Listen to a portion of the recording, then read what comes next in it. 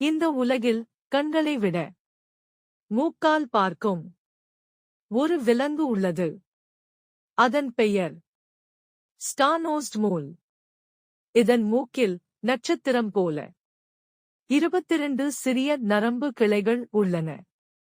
இந்த கிளைகள் ஒரு நொடியில் தொட்டவுடனே உணவா இல்லையா என்று முடிவு செய்துவிடும்.